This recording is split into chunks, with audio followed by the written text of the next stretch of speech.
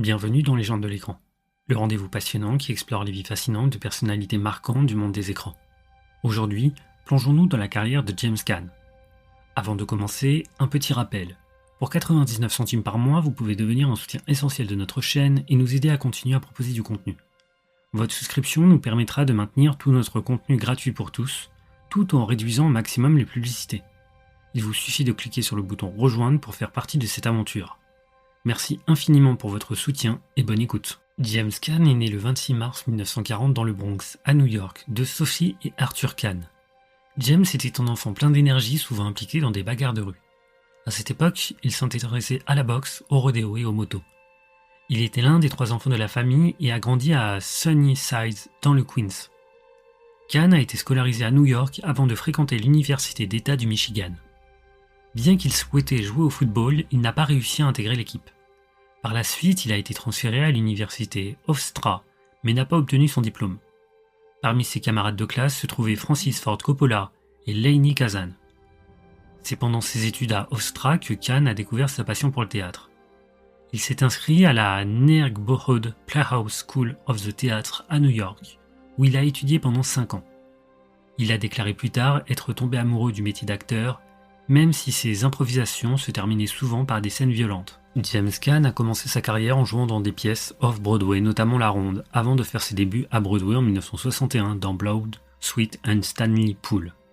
En 1969, il a joué dans The Rain People de Francis Ford Coppola. Sa première apparition à la télévision a eu lieu dans un épisode de Naked City. Il est également apparu dans de nombreuses séries. Il a également été invité dans Ben Cassé et Kraft Suspense Theatre. Son premier rôle au cinéma était un petit rôle non crédité dans Irma la Douce, où il jouait un soldat américain plus intéressé par un match de baseball que par les filles. Selon le magazine Film & Mink, dès ses débuts, beaucoup pensaient que Caan deviendrait une star. Il avait le charme, l'intensité et une formation solide en théâtre, avec une énergie nerveuse qui transparaissait à l'écran. Contrairement à d'autres acteurs qui mettent du temps à s'imposer, Caan a montré son talent dès ses premières apparitions. Son premier rôle important au cinéma était celui d'un voyou dans le thriller Lady Anne Cage. Il a également joué dans The Alfred Hitchcock Cure et Wagon Train.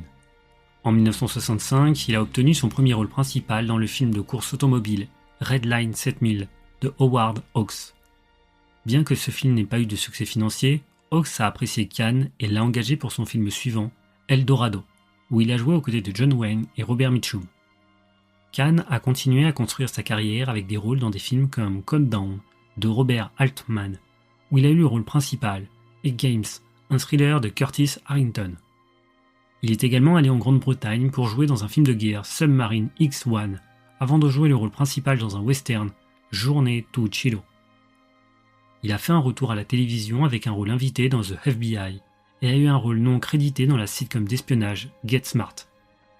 Caan a reçu des éloges pour son rôle de joueur de football américain souffrant de lésions cérébrales dans The Rain People, réalisé par Francis Ford Coppola. Il a également joué dans un western intitulé Gone with the West, tourné en 1969, mais sorti seulement en 1975. Aucun de ces films, à l'exception de El Dorado, n'a rencontré un grand succès au box-office, y compris Rabbit Run, basé sur le roman de John Updike, où Caan tenait le rôle principal. James Caan est revenu à la télévision avec le téléfilm Brian's Song, où il interprétait le joueur de football Brian Piccolo atteint d'une maladie incurable. Caan avait initialement refusé plusieurs fois ce rôle, ne souhaitant pas retourner à la télévision, mais il a changé d'avis après avoir lu le scénario. Le film a été un succès critique important et la performance de Caan lui a valu une nomination aux Emmy Awards. Par la suite, il a accepté de participer à T.R. Baskin. L'année suivante, Francis Ford Coppola l'a choisi pour incarner le colérique Sonny Corleone dans Le Parrain. À l'origine, Caan devait jouer Michael Corleone, le frère cadet de Sonny, mais Coppola et Caan ont tous deux insisté pour que Al Pacino obtienne ce rôle, laissant ainsi Caan jouer Sonny. Robert De Niro a également été envisagé pour le rôle de Sonny. Bien qu'un autre acteur, Carmine Caridi, ait déjà été engagé pour ce rôle, le studio a finalement insisté pour garder Caan, ce qui lui a permis de rester dans la production. Sa prestation lui a valu une nomination aux Oscars dans la catégorie du meilleur acteur dans un second rôle, aux côtés de Robert Duvall et Al Pacino. Caan est resté étroitement associé à ce rôle pendant des années, ce qui a parfois conduit à des malentendus, comme lorsqu'il a été refusé dans un club de golf parce que certains le croyaient réellement impliqué dans le crime organisé. Caan s'était désormais imposé comme une star du cinéma, Il a ensuite joué dans le film de road movie Sleazer et dans la comédie romantique Cinderella Liberty. Sa performance dans le rôle principal de The Gambler, basé sur un scénario de James Toback, a également été bien accueilli. Cependant, c'est avec la comédie d'action Freebie and the Bean, où il partageait l'affiche avec Alan Arkin, qu'il a connu un succès commercial. Caan a repris son rôle de Sonny Corleone pour une scène en flashback dans Le Parrain 2. Il a également connu un grand succès avec Funny Lady, où il incarnait Billy Rose. Caan a ensuite été à l'affiche de 2 films d'action, Rollerball, où il jouait un athlète vedette dans un sport extrême mortel, et The Killer Elite. Bien que les 2 films aient été populaires, Caan n'a pas apprécié The Killer Elite. Il a aussi fait une apparition dans le film Silent Movie de Mel Brooks et a tenté la comédie avec Harry and the Walter Go to New York, une expérience qu'il a tellement détestée qu'il a renvoyé son équipe de gestion. Caan a fait partie d'un casting étoilé dans le film de guerre Un pont trop loin. Il a ensuite tourné en France Un autre homme, une autre chance, sous la direction de Claude Lelouch aux côtés de Geneviève Bujold, un projet qu'il a accepté pour une somme modique, mais dont il a adoré l'expérience. De retour aux États-Unis, il a tourné le western moderne comme à Horseman avec Jane Fonda.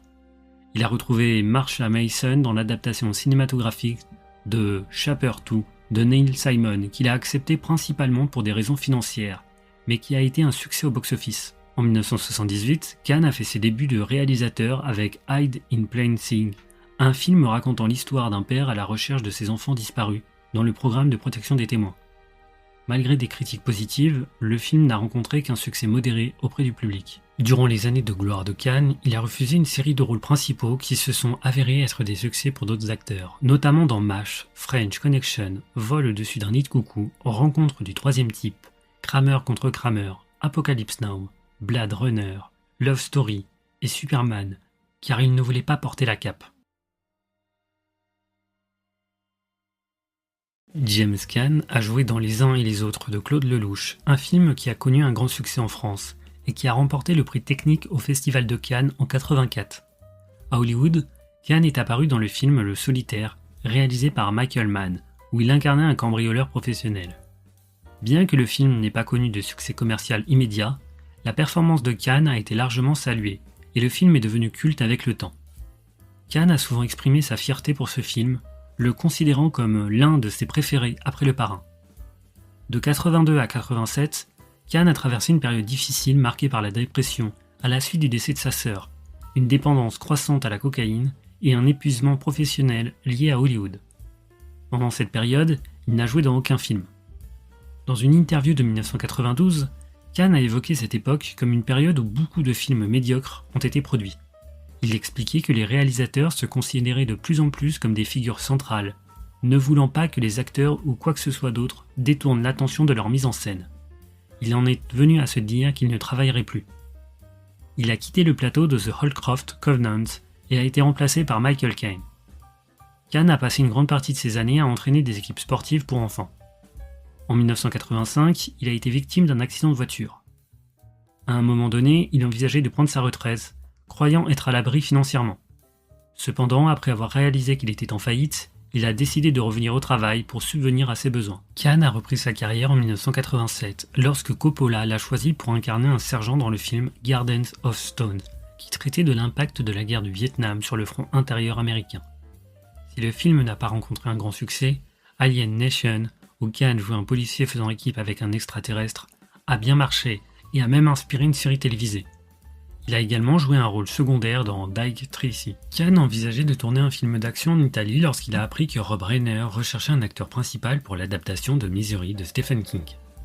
Comme le rôle de Paul Sheldon nécessitait de passer la majeure partie du film cloué au lit et torturé par une infirmière, de nombreux acteurs de premier plan avaient refusé le rôle, avant que Caan l'accepte. Par la suite, il a fait une brève apparition dans The Dark Backward et a partagé l'affiche avec Bette Midler dans le coûteux For the Boys. Il a interprété un gangster dans la comédie Lune de miel à Las Vegas et a joué le rôle de l'entraîneur Winters dans The Programme.